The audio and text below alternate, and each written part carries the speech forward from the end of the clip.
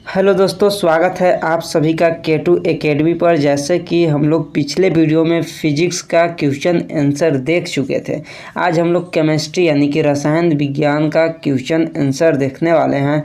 और यह जो क्वेश्चन आंसर है वह ANM GNM एंट्रेंस एग्ज़ाम में पूछे गए क्वेश्चन है, जो कि 2023 का है। और यह क्वेश्चन जो है वो झारखंड में आया हुआ था, यानी कि जो एग्ज़ाम लेता है JCE के एग्ज़ाम में पूछा हुआ यह क्वेश्चन है।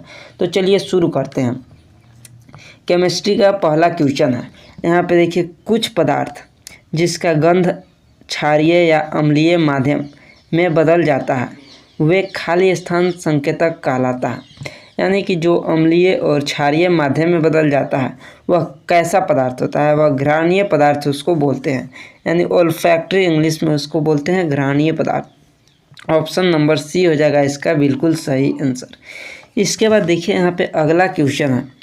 अगला क्वेश्चन है, यहाँ पर देखिए, अम्ल के साथ धातु की अभिक्रिया से गैस मुक्त होती है। अम्ल के साथ धातु की अभिक्रिया से खाली स्थान गैस मुक्त होती है। वह कौन सा गैस है जो कि धातु के साथ अभिक्रिया करता है अम्ल?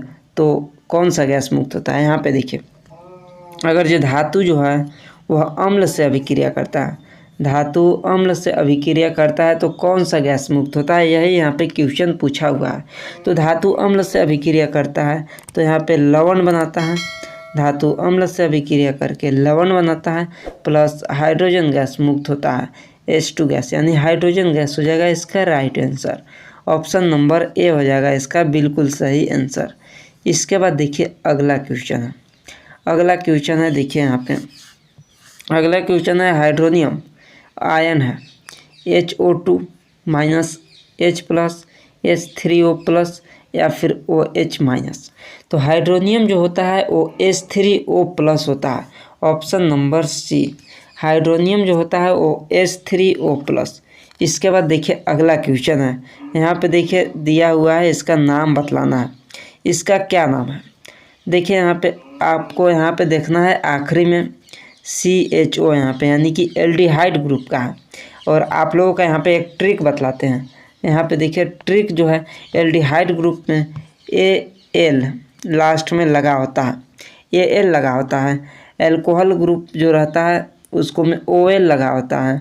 इसी तरह कीटोन में ONE लगा होता है। यहाँ पे देखिए, कीटोन में ONE लगा होता है, यहाँ पे OL लगा होता है एल्कोहल में, और यहाँ पे देखिए AL एल्डिहाइड में, और इसका नाम हो जाएगा प्रोपेनल। यहाँ पे देखिए प्रोपेनल हो जाएगा इसका right answer. Option number C, propanal. इसके बाद देखिए, यहाँ पे अगला क्वेश्चन है कि बिच्छू के डंक में खाली स्थान होता है। बिच्छू के डंक में, या फिर एक और है चिट्टी के डंक में। चिट्टी के डंक में भी मेथेनोइक अम्ल होता है, बिच्छी के डंक में भी मेथेनोइक अम्ल होता है। इसके बाद देखिए, यहाँ पे अगला क्वेश्चन है। अगला क्वेश्चन है, यहाँ पर देखिए क्या है। यहाँ पे क्वेश्चन देखते हैं। उपस्थिति पदार्थ की मात्रा का आकार पर जो विशेषताएं निर्भर नहीं करती है उन्हें क्या कहती हैं? उन्हें क्या कहते हैं? उपस्थिति पदार्थ की मात्रा या फिर आकार पर जो विशेषता निर्भर नहीं करता है उसको प्रबल विशेषता कहते हैं। प्रबल विशेषता, ऑप्शन नंबर डी। अगला क्वेश्चन है कि पृथ्वी से निकाले गए अयस्क सामान्यतः बड़ी मात्रा में अशुद्धियाँ से प्रदूषित होती है, जिन्हें क्या कहते हैं? जिसमें अशुद्धियाँ होती है उसको गैंग कहते हैं। Gang, option number D, gang कहते हैं। इसके बाद देखिए, अगला क्वेश्चन है, और यह भी क्वेश्चन जो है वो NCERT में दिया हुआ है, बिल्कुल क्लियर। गैंग इसको बोलते हैं। आदर्श गैस का समीकरण है। आदर्श गैस का क्या समीकरण है इसको बतलाइए। इसको देखिए, यहाँ पे PV बराबर होता है nRT, PV बराबर nRT, और इसी पर बस सही क्रम में हम लोगों को सजा देना है। जैसे में देखिए, ऑप्शन नंबर ए पे देखिए R बराबर PT/NV। यहाँ पे देखिए ऑप्शन नंबर जो ए है उसको में दिया है R बराबर हो जाएगा PV/NT हो जाएगा, PV/NT, जो कि गलत है। R बराबर PV, यहाँ पे देखिए R है और ये जो N और T है वो इधर आ जाएगा भागा में, तो PV बराबर PV/NT, PV/NT। Option number D पर आप लोग देखिए। ऑप्शन नंबर डी पर आप लोग देखिए पीवी बराबर एनआरटी पर सॉल्व करने पे आर को एक तरफ करते हैं और पीवी को एक तरफ और एनटी को एक तरफ, तो पीवी बाई एनटी आपका यहाँ पे आ जाएगा। यहाँ तक क्लियर है आप सभी का, एक बार बतला दीजिए। यहाँ तक आप सभी का क्लियर है, एक बार बतला दीजिए। चलिए क्लियर है। खाली स्थान का सामान्य सूत्र CnH2n के रूप में लिखा जा सकता है। यहाँ पे देखिए 3 तरह के क्वेश्चन आते हैं। यहाँ पे 3 तरह के आते हैं, एक CnH2n+1, एक CnH2n और एक CnH2n। तो सबसे पहले जो है वो CnH2n-2 को देखते हैं। अगर CnH2n-2 है तो वो एल्केन है। अगर यहाँ पे देखिए, अगर CnH2n है सिर्फ तो एल्कीन है। CnH2n है तो एल्कीन है। और CnH2n+2, एक CnH2n+2 है तो वह एल्काइन है, एल्काइन हो जाएगा। एल्काइन इसको बोलते हैं। यहाँ पे एक बार फिर से आप लोग देख लीजिए, अगर CnH2n+2 है तो एल्केन, CnH2n-2 है तो एल्काइन हो जाएगा। यहाँ पर उल्टा बोला गया था, आप लोग यहाँ पर देख लीजिए, प्लस माइनस का यहाँ पे बहुत ही झमेला है, यहाँ उल्टा बोला गया था। यहाँ पे देख लीजिए, अगर CnH2n-2 है तो वह एल्काइन, अगर +2 है तो वह एल्केन है, अगर प्लस या माइनस कुछ भी नहीं है, सिर्फ CnH2n है तो वह एल्कीन है। यहाँ पे आप लोग देख लीजिए एक बार फिर से, अगर CnH2n-2 है तो वह एल्काइन है, CnH2n+2 है तो वह एल्केन है। यहाँ पर एक बार देख लीजिए, इसका जो राइट आंसर हो जाएगा वो ऑप्शन नंबर सी एल्कीन हो जाएगा। अगला प्रश्न है, देखिए कि CH4 + Cl2 यहाँ पे क्या बनाता है, CH3Cl + HCl। यह अभिक्रिया खाली स्थान की उपस्थिति में होती है। यह अभी NCERT में दिया हुआ है, तो यहाँ पे NCERT से ही क्वेश्चन आता है अधिकतर नहीं बल्कि यहाँ पे 90% क्वेश्चन NCERT से ही आता है। 1-2 क्वेश्चन रहता है जो कि इधर उधर से आ जाता है। जैसे यहाँ पे देखिए ए वाला क्वेश्चन जो है वो NCERT में नहीं दिया है, यह जो क्वेश्चन है वो 11th के NCERT में दिया है। देखिए यहाँ पे यह जो है वो सूर्य के प्रकाश हो जाएगा इसका राइट आंसर। सूर्य के प्रकाश के उपस्थिति में यह अभिक्रिया होता है। इसके बाद देखिए अगला क्वेश्चन है कि चिप्स निर्माता चिप्स की थैलियों में खाली स्थान जैसे गैसें डालते हैं ताकि चिप्स को उपचयन से बचाया जा सके, तो नाइट्रोजन गैस डाली जाती है। नाइट्रोजन गैस N2 हो जाएगा, option number C nitrogen gas. इसके बाद देखिए अगला क्वेश्चन है कि खाली स्थान पर हरा आवरण संक्षारण का एक उदाहरण है। अगर हरा आवरण बोला तो तांबा, काला आवरण बोलता तो यहाँ पे चांदी हो जाता, और भूरा आवरण जो है वह लोहा पर होता है भूरा आवरण, चांदी पर होता है काला आवरण, और तांबा के ऊपर हरा आवरण हो जाएगा। यहाँ तक क्लियर है? तो चलिए क्लियर है। अगला क्वेश्चन है, देखिए यदि हाइड्रोजन गैस को गर्म CO पर से गुजारा जाता है तो पृष्ठ पर काला आवरण खाली स्थान में परिवर्तित हो जाता है, तो भूरा में परिवर्तित हो जाता है। काला आवरण भूरा यानी कि ब्राउन में परिवर्तित हो जाता है। अगला क्वेश्चन है कि जस्ता और सीसा खाली स्थान से भी अधिक अभिक्रियाशील तत्व है, और ये जो क्वेश्चन है इसका तांबा हो जाएगा। ये जो क्वेश्चन है ये हम क्वेश्चन ANM GNM का जो हम फ्री में क्लास यूट्यूब पर करा रहे हैं उसको में भी बतलाए थे। क्लियर जो लगभग 3.4 के सारणी है, सक्रियता सारणी, उसी को हम सारणी को लाए थे स्क्रीन के सामने आप लोगों को और बतलाए थे कि देखिए ये सक्रियता श्रेणी है, यहाँ से क्वेश्चन आता है, और जस्ट वही क्वेश्चन है हम वहाँ पे कराए थे और आपको बतलाए भी थे कि 2023 के अंदर एक क्वेश्चन आया हुआ है। 2023 के क्वेश्चन यह आया हुआ है, आप लोग इसको ज़रूर याद कर लीजिएगा। और देखिए आप लोग यहाँ लाइव प्रूफ 2023 में क्वेश्चन आया हुआ है 100%। चलिए इसके बाद अगला क्वेश्चन है, देखिए हल्का सा ये पेज जो है ब्लर हो गया है, लेकिन आप लोग यहाँ पे देख लीजिए, हम बोल देते हैं। खाली स्थान एक ऊष्मोत्सर्जी अभिक्रिया है। ऊष्मोत्सर्जी यानी कि जिस अभिक्रिया में ऊष्मा उत्पन्न होता है उसको ऊष्मोत्सर्जी अभिक्रिया बोलते हैं। तो यहाँ पे श्वसन हो जाएगा, इसका बिल्कुल सही आंसर श्वसन हो जाएगा। अगला क्वेश्चन है कि खाली स्थान सर्वाधिक तन्य धातु है, तो इसका सोना हो जाएगा। इसका सर्वाधिक तन्य धातु जो है वो सोना हो जाएगा। 1 ग्राम सोना से 2 किलोमीटर लंबा तार बनाया जा सकता है। यह भी क्वेश्चन याद रखना है, इसको भी याद रखना है। अगला यहाँ पे है, देखिए सुपर ऑक्साइड में प्रत्येक ऑक्सीजन परमाणु को खाली स्थान की उपचयन संख्या दी जाती है, तो यहाँ पे ऑप्शन नंबर डी -1/2 -1/2। इसके बाद देखिए यहाँ पे अगला क्वेश्चन है कि खाली स्थान सर्वाधिक कठोर ज्ञात प्राकृतिक पदार्थ है और इसका गलनांक और क्वथनांक अधिक है। क्या हो जाएगा? सर्वाधिक कठोर जो है हीरा है और इसका गलनांक और क्वथनांक बहुत ही उच्च होता है, बहुत ही अधिक होता है। इसके बाद देखिए अगला क्वेश्चन है कि खाली स्थान जल में अल्कली बनाने के लिए घुलता है।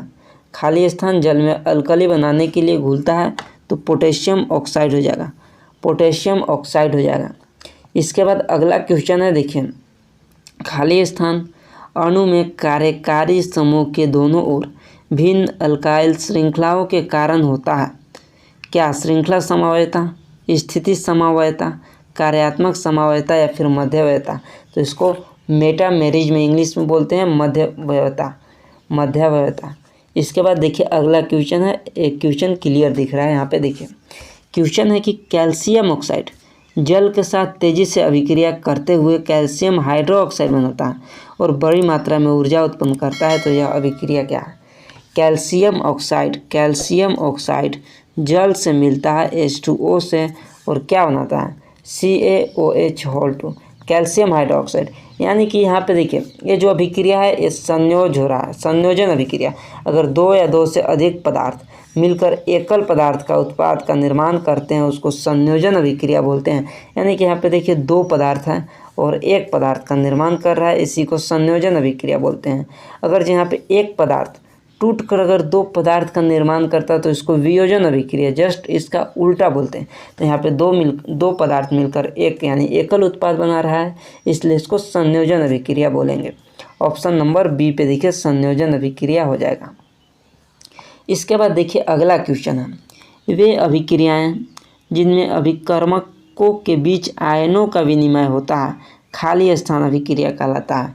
सेम यह भी देखिए उसी तरह का है, इसको द्विविस्थापन अभिक्रिया बोलते हैं। द्विविस्थापन अभिक्रिया इस तरह से होता है, AB + BC है मान लो, और यहाँ पे देखिए क्या बनाएगा, यहाँ पे A जो है वो इसके साथ आ जाएगा, एक सेकेंड यहाँ पे रुकिएगा, यहाँ पे C + D मान लेते हैं, तो A जो है यहाँ C के साथ आ जाएगा, AC + यहाँ पे BD हो जाएगा। इस तरह से अभिक्रिया इसका इसके साथ हो जाता है और इसका इसके साथ, दोनों जो है आयनों का आदान प्रदान यानी विनिमय हो जाता है, इसको द्विविस्थापन अभिक्रिया बोलते हैं। दोनों एक दूसरे से विस्थापित हो जाते हैं। इसके बाद देखिए अगला क्वेश्चन है कि MnO2 + 4HCl यहाँ पे बनाता है MnCl2 + 2H2O + Cl2। इस अभिक्रिया में HCl का उपचयन क्या है? हाँ, यहाँ पे देखिए एक उपचयन और एक अपचयन यानी कि एक ऑक्सीडेशन और रिडक्शन से क्वेश्चन आता है। तो यहाँ पे ऑक्सीडेशन बोला है, ऑक्सीडेशन यानी कि उपचयन। उपचयन में क्या होता है? ऑक्सीजन का योग होता है यानी कि जुड़ता है, और या फिर हाइड्रोजन का ह्रास यानी कि हाइड्रोजन घटता है।